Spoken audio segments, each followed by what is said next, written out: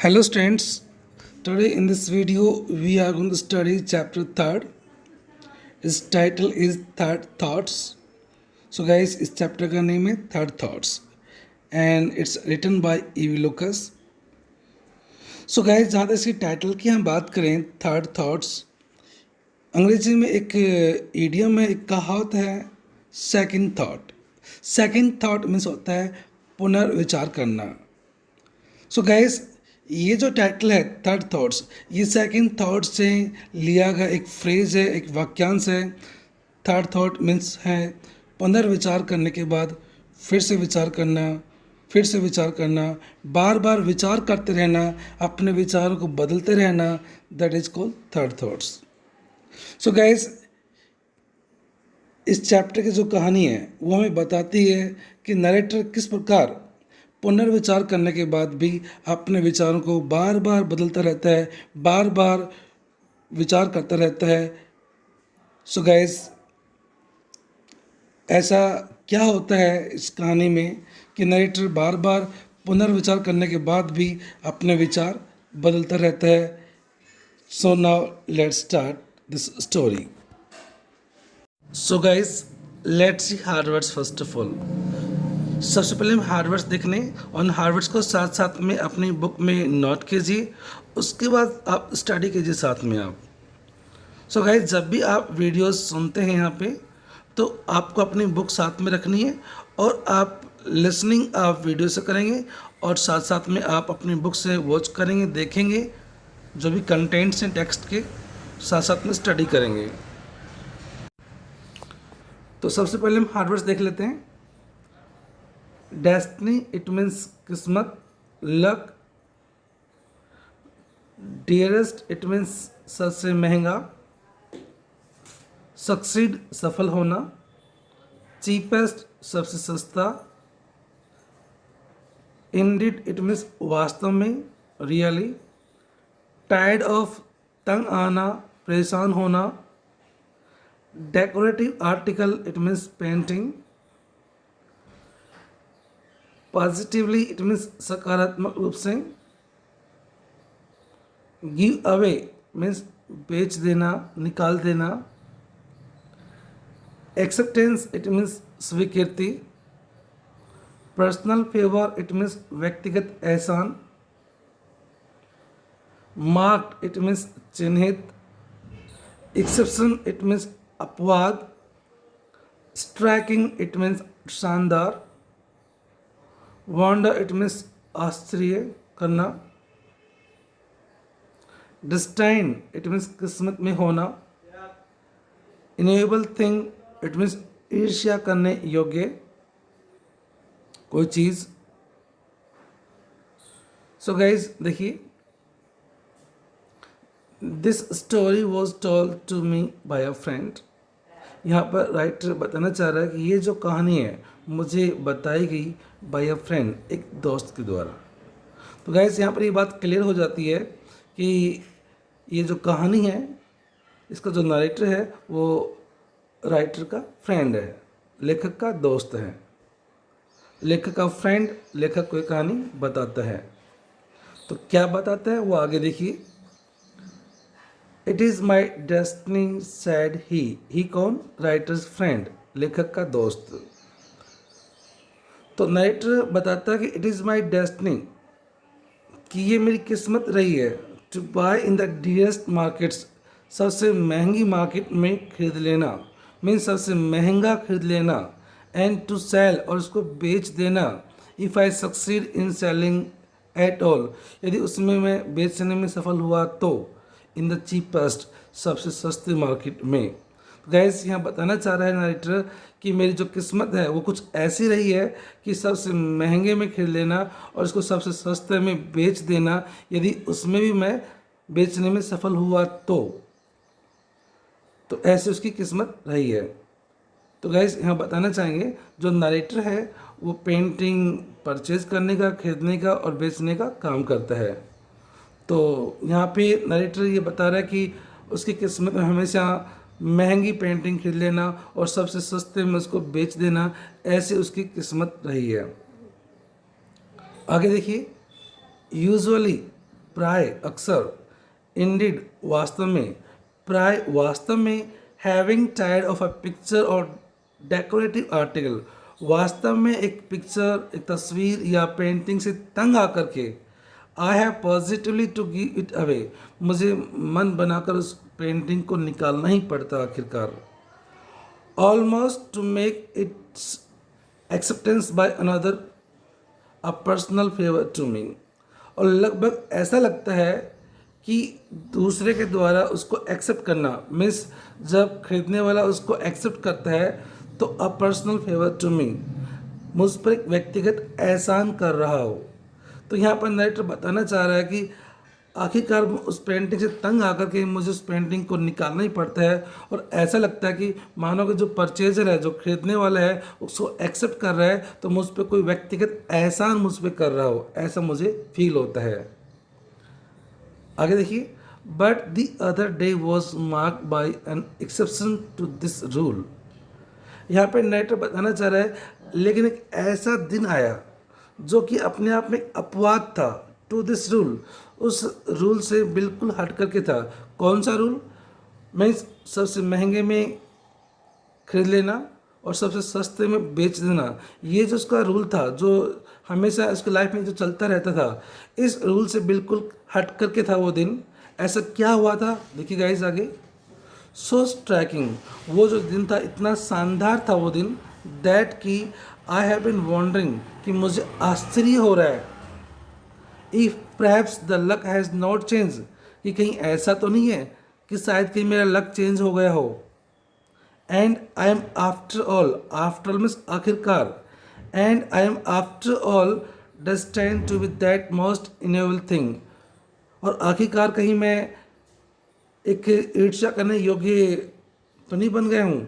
ईर्ष्या करने योग्य मीन्स जब कोई व्यक्ति लाइफ में आगे बढ़ता है, ग्रोथ करता है, तो उसके प्रति लोग ईर्ष्या रखते हैं। इसलिए यहाँ पे नरेटर बताना चाह रहा है कि कहीं उसकी किस्मत में ऐसा तो नहीं हो गया कि वो एक ईर्ष्या करने योग्य व्यक्ति बन गया है, मीन्स एक सक्सेसफुल डीलर वो बन गया है जिससे लोग ईर्ष्या करें।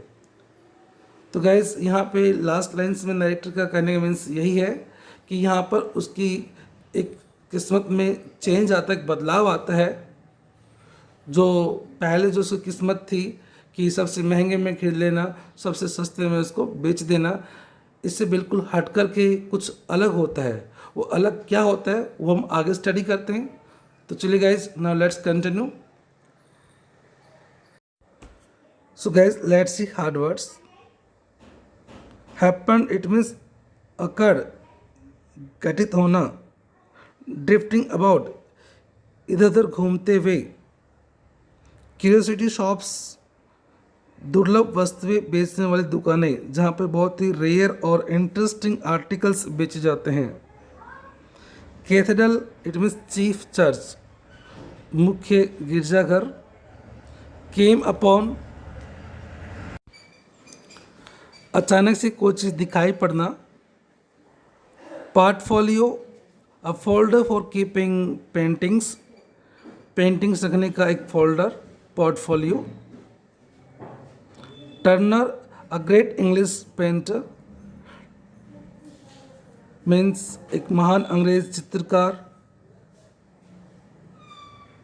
Initials, the first letters of persons name, किसी व्यक्ति के नेम के जो फर्स्ट लेटर्स होते हैं, जो प्रथम अक्षर होते हैं, इनिशियल्स कहलाते हैं।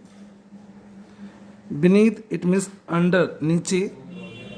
स्कैनफुली इट मीन्स हेटफुली, तिरस्कार पूर्वक। जेन्युइन इट मीन्स रियल, वास्तविक। So guys, now let's see, देखिए, इट हैपन दिस। तो यहाँ पे नरेटर बता रहा है कि वो दिन जो बिल्कुल हट करके था, ऐसा उस दिन क्या हुआ था वो यहाँ पे डिस्कस कर रहा है। इट हैपन दस, कुछ इस तरह से हुआ था। In drifting about the old curiosity shops of a cathedral city. यहाँ नरेटर बता रहा है कि जो कैथेड्रल सिटी है, जो मेन चर्च वाला जो सिटी है, वहाँ की जो क्यूरियोसिटी शॉप्स हैं, जहाँ पे बहुत ही रेयर और इंटरेस्टिंग आर्टिकल्स बेचे जाते हैं, जहाँ बहुत ही दुर्लभ चीज़ें मीन्स बेची जाती हैं, मिलती हैं, उन दुकानों में घूमते हुए आई केम अपॉन, मुझे अचानक से मिला, दिखाई पड़ा, a portfolio of water colour drawings, water colour drawings का एक पोर्टफोलियो, एक फोल्डर मुझे नज़र आया, among which was one that to my eye, और उनमें से एक पेंटिंग मुझे नज़र आई, आई मिस नज़र, मुझे नज़र आई, would have been a possible Turner, कि ये जो पेंटिंग है संभवतः टर्नर की हो सकती है। टर्नर कौन? अ ग्रेट इंग्लिश पेंटर, एक बहुत ही मीन्स महान पेंटर हुए हैं। तो नाइटर ने बता रहा है कि एक पोर्टफोलियो मुझे नज़र आया और उन पेंटिंग से मुझे एक पेंटिंग ऐसे लगी कि मानो कि संभवतः वो टर्नर की पेंटिंग होगी। Even if an earlier owner had not shared that opinion और होप, यहाँ तक कि जिसका अर्लियर ऑनर था, मीन्स उसका पुराना मालिक था, उसने ओपिनियन या कोई होप नहीं जताई थी कि ये जो पेंटिंग है टर्नर की हो सकती है। And set the magic name with all it's initials so often place in the wrong order beneath it, और उस जादुई नेम को जो अक्सर गलत क्रम में रखा जाता है, उसके सभी जो फर्स्ट लेटर्स होते हैं उनके साथ उस पेंटिंग के नीचे सेट कर दिया। मीन्स उसके जो लेटर्स थे पेंटर के नेम के, जो अक्सर होते हैं, उनको पेंटिंग के नीचे सेट किया हुआ था, वो भी रॉन्ग ऑर्डर में।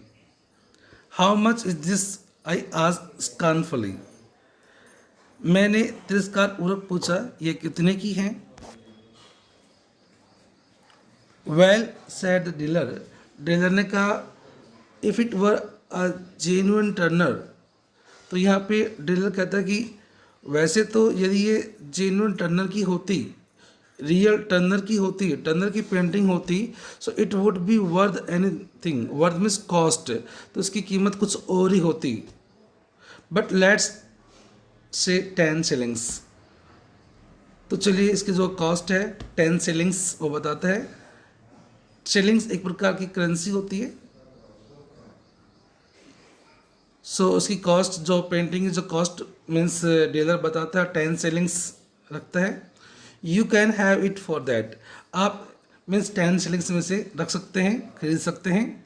बट आई डोंट माइंड, लेकिन मुझे कोई एतराज़ नहीं है। इफ़ यू डोंट, यदि आप नहीं खरीदते हैं तभी मुझे कोई एतराज़ नहीं होगा। Because I am going to London next week, क्योंकि मैं नेक्स्ट वीक लंदन जा रहा हूँ।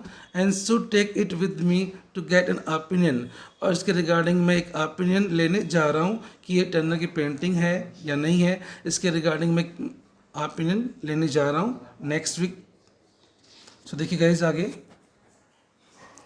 आई पॉन्डर मीन्स थॉट डीपली, मैंने गहराई से सोचा, विचार किया।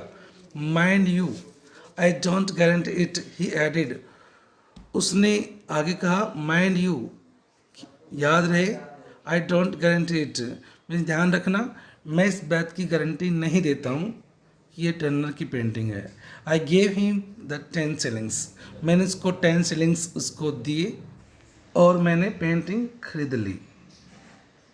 गाइस आज कुछ हार्वर्ड्स देख लेते हैं हम। By what incredible means, it means संयोगवश। नरेटिव इट मीन्स कहानी। रिसाइड्स इट मीन्स निहित होना। बार्गेनिंग सौदेबाजी। कलेक्टर्स इट मीन्स बायर्स खरीदने वाले। अस्टनिशिंग इट मीन्स आश्चर्यजनक। इलेटेड अत्यधिक खुश। पर्सन। सो गाइस देखिए, by what incredible means I found a purchaser, और संयोगवश मुझे एक परचेजर मिला, मुझे खरीदार मिला फॉर द ड्राइंग, उस ड्राइंग के लिए एट 50 पाउंड्स, 50 पाउंड्स में खरीदने वाला मुझे खरीदार मिला संयोगवश। There is no need to tell for the point of this story, this narrative resides not in bargaining with collectors but in bargaining with my own soul। यहाँ पर नरेटर बताना चाह रहा है कि यहाँ जो कहानी का जो पॉइंट ऑफ व्यू है, यहाँ पर ये नहीं बताना है कि कलेक्टर से किस किस प्रकार से मैंने सौदेबाजी की, जो खरीदने वाले थे परचेजर्स उनसे मैंने कैसे बार्गेनिंग की। यहाँ पर इस बात को बताने की आवश्यकता नहीं है, but in bargaining with my own soul, बल्कि यहाँ पर ये बताने की ज़रूरत है कि किस प्रकार मैंने अपनी खुद की आत्मा से बार्गेनिंग की। खुद की आत्मा से बार्गेनिंग कैसे की गाइस, वो आगे डिस्कस होगा, स्टडी करेंगे हम कि किस प्रकार से नरेटर अपनी खुद की आत्मा से बार्गेनिंग करता है, सौदेबाजी करता है। वो कैसे, क्योंकि नरेटर बार बार अपने विचारों को बदलता रहता है एक लालच में आकर के। तो किस प्रकार से अपने विचारों को बदलता है, किस प्रकार से अपनी आत्मा के साथ बार्गेनिंग करता है, वो सब बातें आगे हम डिस्कस करेंगे कहानी में। तो यहाँ पर इस लाइन में यही बताया गया कि नरेटर का ये बताना चाह रहा है कि यहाँ पर ये बताने की ज़रूरत नहीं है कि जो कहानी का जो पॉइंट है, जो मेन थीम है, वो कलेक्टर से बार्गेनिंग करने में नहीं है कि उसने किस प्रकार से इस कलेक्टर से, जो बायर्स है, जो खरीदने वाले हैं, उनको किस प्रकार पेंटिंग बेची उसने 50 पाउंड्स में, 10 शिलिंग्स में खरीद करके किस प्रकार से उसने 50 पाउंड्स के अंदर उसने पेंटिंग को बेचा। यहाँ पर इस बात को बताने की ज़रूरत नहीं है, क्योंकि इस कहानी का जो थीम है, जो विषय है, वो है नरेटर ने किस प्रकार से अपनी खुद की आत्मा से बार्गेनिंग की, सौदेबाजी की, अपनी आत्मा के साथ मोल भाव किया। तो वो चीज़ आगे नरेटर हमारे साथ डिस्कस करेगा इस कहानी में। तो देखिए गाइज आगे, the astonishing fact remains that, जो एक बहुत ही सरप्राइजिंग फैक्ट है, जो आश्चर्यजनक फैक्ट है, वो ये है कि I achieved a profit of 49 pounds 10। यहाँ पे नरेटर बताना चाह रहा है कि जो आश्चर्य की बात यह है कि मुझे जो प्रॉफिट हुआ वो 49 पाउंड्स एंड 10 शिलिंग्स का मुझे प्रॉफिट हुआ, and I was duly elated, और मैं बहुत ही ज़्यादा खुश था। And then began to think, और फिर मैंने सोचना शुरू किया। तो गाइज क्या सोचना शुरू किया, आगे देखिए। The dealer so my thoughts ran, means मेरे मन में विचार आने लगे, मैं सोचने लगा। The dealer in that little by the cathedral west door, जो कैथेड्रल वेस्ट डोर मीन्स जहाँ से उसने पेंटिंग परचेज की थी नरेटर ने, वहाँ का जो डीलर है, जिस डीलर से उसने पेंटिंग परचेज की थी 10 शिलिंग्स के अंदर, उसका जो डीलर है, he ought to participate in this. Narrator का ये कहना है कि जिस डीलर से मैंने पेंटिंग परचेज की थी, उसको भी इस प्रॉफिट में पार्टिसिपेट करना चाहिए, उसके साथ भी प्रॉफिट शेयर करना चाहिए। जो प्रॉफिट मुझे हुआ है 49 पाउंड्स एंड 10 शिलिंग्स का, जो मुझे प्रॉफिट हुआ है, उसको इस प्रॉफिट में इन्वॉल्व होना चाहिए, मुझे उसके साथ ये प्रॉफिट शेयर करना चाहिए। ऐसे विचार नरेटर के मन में आते हैं, लेकिन आगे चलकर किस प्रकार से उसके विचार बदलते हैं वो आगे स्टडी करेंगे हम। He behaved very well to me, उसका ये रीज़न था, नरेटर का कहना था कि उस डीलर ने मेरे साथ अच्छा बिहेव किया था, and I ought to behave well to him, और मुझे भी उसके साथ अच्छा बिहेव करना चाहिए। It would be only fair to give him half, तो ये एक फेयर होगा, उचित बात होगी उसके साथ हाफ शेयर करना, मीन्स 50% प्रॉफिट साथ में अगर मैं शेयर करता हूँ तो ये उचित रहेगा, अच्छा रहेगा। तो गाइस यहाँ पर एक क्वेश्चन बनता है कि नरेटर डीलर के साथ 50% हाफ उसके साथ शेयर क्यों करना चाहता था, हाफ प्रॉफिट शेयर क्यों करना चाहता था। तो यहाँ पर उसका आंसर इसी में दिया गया है कि because the dealer behaved very well to him and he ought to behave well to him.